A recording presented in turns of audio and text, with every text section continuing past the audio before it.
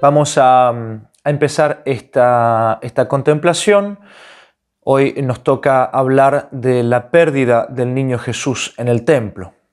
Empezamos con una oración. En el nombre del Padre, y del Hijo, y del Espíritu Santo. Amén. Dios te salve María, llena eres de gracia, el Señor es contigo. Bendita tú eres entre todas las mujeres, y bendito es el fruto de tu vientre Jesús. Santa María, Madre de Dios, ruega por nosotros pecadores, ahora y en la hora de nuestra muerte. Amén. Sagrada Familia, ruega por nosotros. En el nombre del Padre, y del Hijo, y del Espíritu Santo. Amén. Bien, entonces nos toca contemplar todavía siempre en esta segunda semana, en la semana donde se ven los misterios de la vida de Jesucristo, especialmente estos misterios que nos hablan de la infancia de Jesucristo. Al mismo tiempo, este misterio de la presentación del niño Jesús en el templo es uno de los misterios del Santo Rosario. Como siempre hacemos en los ejercicios espirituales, empezamos con la oración personal. Cada uno se pone en la presencia de Dios para evitar y concentrarse, para trabajar y meditar sobre el tema, evitar justamente las distracciones, pensamientos errados o tentaciones. Por lo tanto, entonces empezamos con la oración inicial, luego estará siempre la composición del lugar para ayudar a nuestra imaginación a poder ubicarnos, también incluso para divagar menos.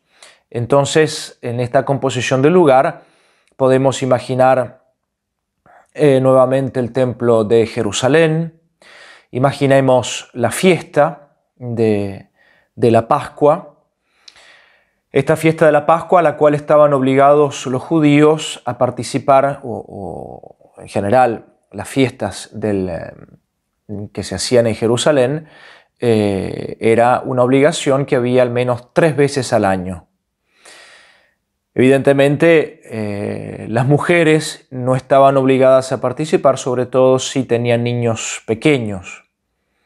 Allí también vemos un caso particular para la Virgen María, que siempre acompañaba a José, inclusive cuando Jesús era niño, más niño, porque él se presenta ahora. Este episodio está relatado con un niño de 12 años, o sea, Jesús que ya tiene 12 años, ya ha crecido, pero seguramente él venía también con sus padres cuando era incluso más niño.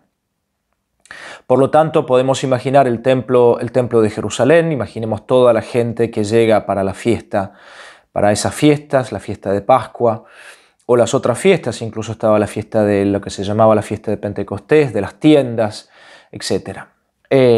Podemos también ver la Virgen María, José, el niño.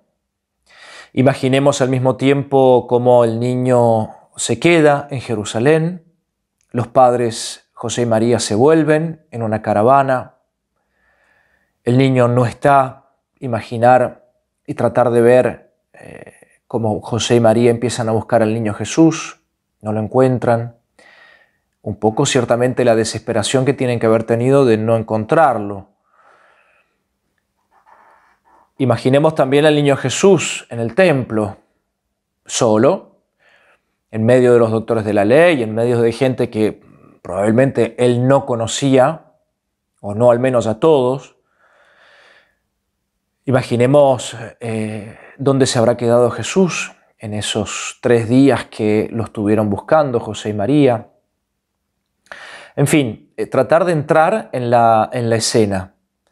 Leer, esta escena la encontramos en el Evangelio de Lucas, el capítulo 2, del versículo 41 en adelante. Entonces, tratar de leer primero el texto y luego entrar con la imaginación en esa escena para tratar de entender lo que realmente pasó. Inclusive, como también nos sugiere San Ignacio, escuchemos las palabras, ese diálogo, una vez que José y María encuentran al niño, escuchemos el diálogo que tienen, la respuesta de Jesús, una respuesta muy simple, pero que justamente muestra toda la sabiduría de ese niño Dios. Tengo que estar en la casa de mi Padre, tengo que ocuparme de las cosas de mi Padre. Bien, y una vez que hemos entrado en esa escena, luego pedimos la gracia que San Ignacio justamente nos invita a pedir, que es la gracia de conocimiento interno de Jesucristo para más imitarle y seguirle, amarle, para más y mejor conocerle. Ese es el objetivo de todas estas meditaciones. Penetrar realmente el corazón de Cristo, penetrar la inteligencia de Cristo, entender cómo Él pensaba, entender lo que Él quería, tratar realmente de entender, al menos de lo que podemos, evidentemente, con nuestra inteligencia limitada y nuestras pocas luces, tratar de entender lo que Jesucristo buscaba con sus respuestas, con sus acciones. Jesucristo, como lo sabemos en el Evangelio, no hace nada en vano. Todo tiene un sentido, todo tiene una explicación. Jesucristo hace las cosas con un propósito determinado. Por lo tanto, por eso estamos meditando y contemplando estas cosas, para entrar en el corazón de Jesucristo. Quisiera simplemente que meditemos primero o contemplemos primero un aspecto muy interesante de este Evangelio, que es la relación que Lucas, cuando escribe el Evangelio, como ustedes saben, Lucas escribe prácticamente el Evangelio de manos de María, es decir, él se informa y se informa con la Virgen María. Por lo tanto, se puede decir que es el Evangelio más un Evangelio de María que de Lucas, porque evidentemente toda esa información viene del corazón de la Virgen María. Este Evangelio, esta escena, termina con esa frase tan hermosa: María custodiaba todas estas cosas en su corazón. Entonces, es interesante notar cómo San Lucas usa un paralelo o describe en forma paralela esta pérdida de Jesús y el hallazgo de Jesús en el templo con la muerte y la resurrección de Jesucristo, siempre en Jerusalén.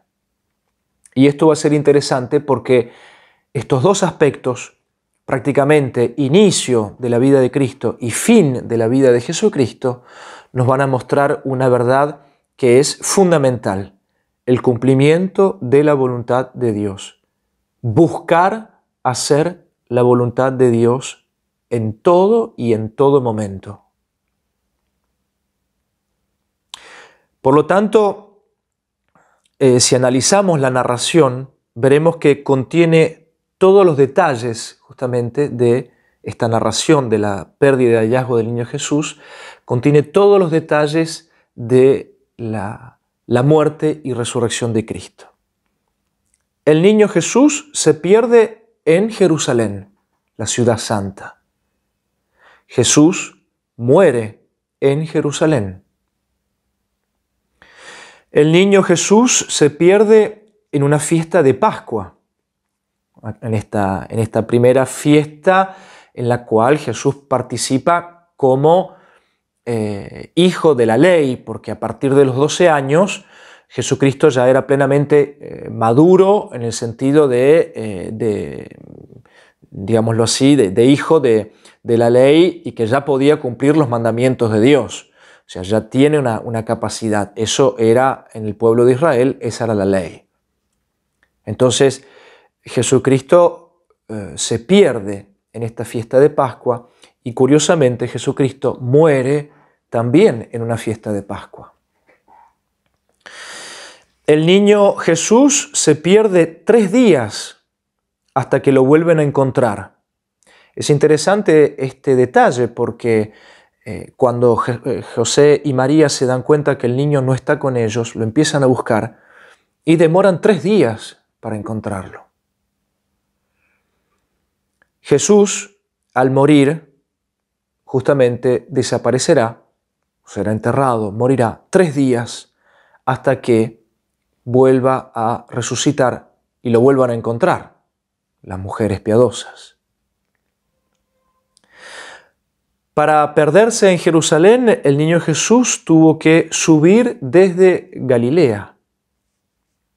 Para morir en Jerusalén, Jesús tuvo que también subir desde Galilea.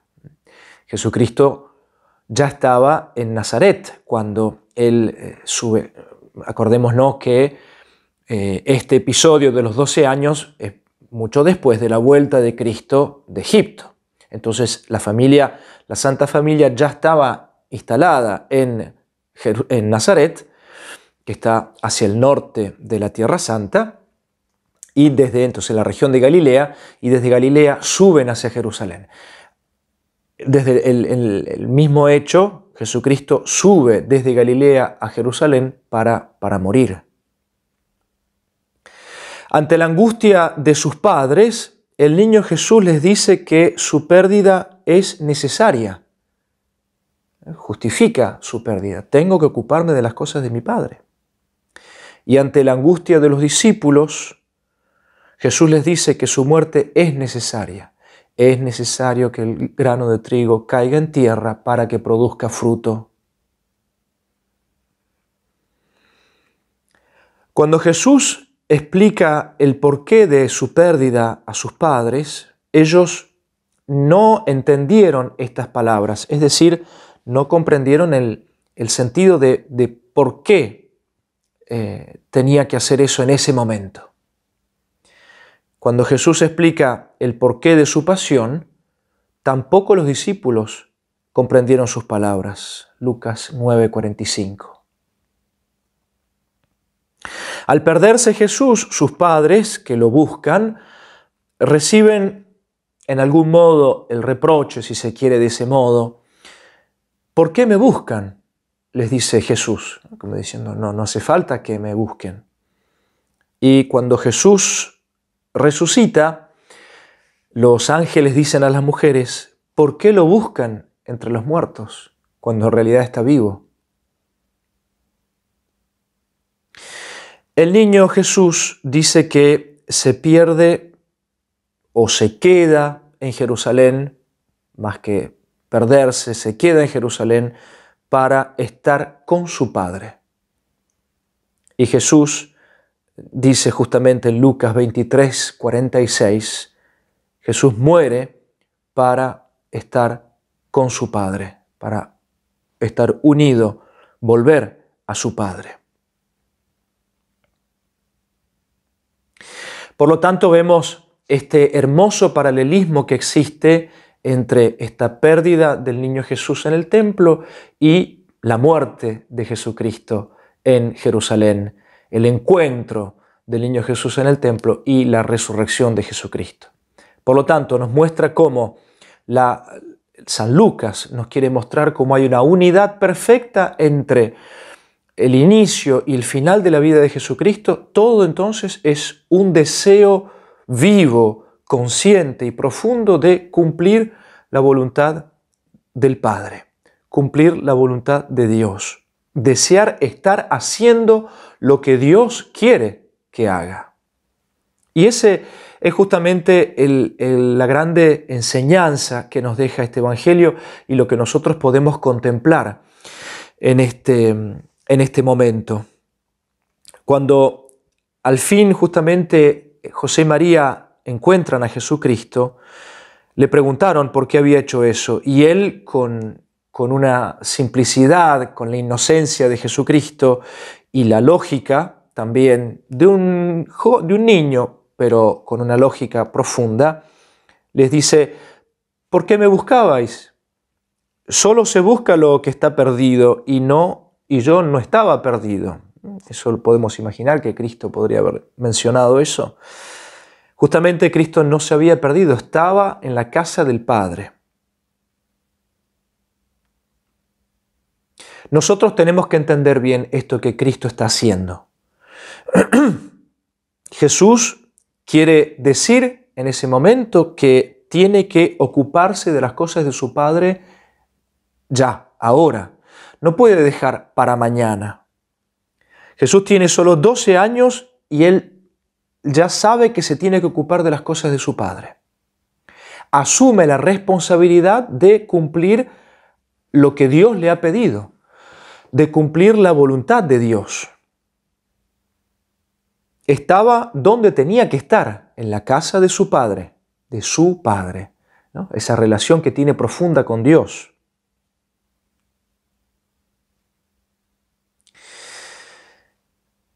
Jesucristo evidentemente no podía esperar hasta más tarde, o que fuera el momento del bautismo o cuando empezara la vida pública. Jesucristo ahora, hic et nunc, se dice en latín, ¿no? Aquí y ahora empieza a ocuparse de las cosas de su Padre. Nosotros tenemos el mismo Padre, somos hijos de Dios, del mismo Dios.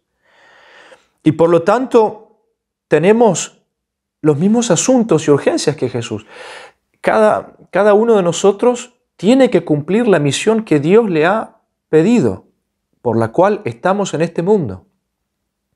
Y esa misión no podemos esperar hasta mañana, no podemos esperar a cumplir la voluntad de Dios mañana.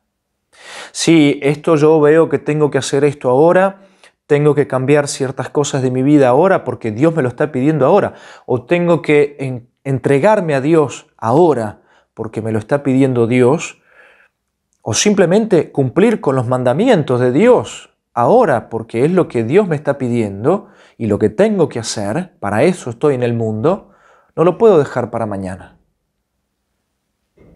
No dejes para mañana lo que puedes hacer hoy, porque si no, mañana será también para decir, lo haré mañana. Siempre tenemos un pero, ¿no? Siempre hay un pero. Eso es más adelante se verá cuando se vean las meditaciones de los tres binarios, los tres tipos de hombre. El primero, justamente, sabe perfectamente lo que tiene que hacer, pero deja siempre hasta la hora de la muerte. El problema es que no sabemos cuándo llega esa hora de la muerte.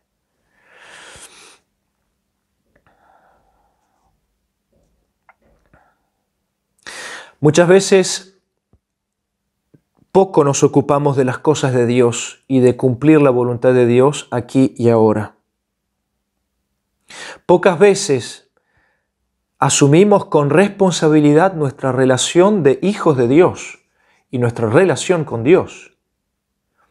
Pocas veces nos quedamos en el templo, es decir, en la iglesia en el sentido de quedarnos y pertenecer a la iglesia y sentirnos que pertenecemos a la iglesia como nuestra casa, como la casa de nuestro Padre, y pocas veces asumimos la responsabilidad que tenemos de ser testigos ante el mundo de hijos de Dios y de la iglesia.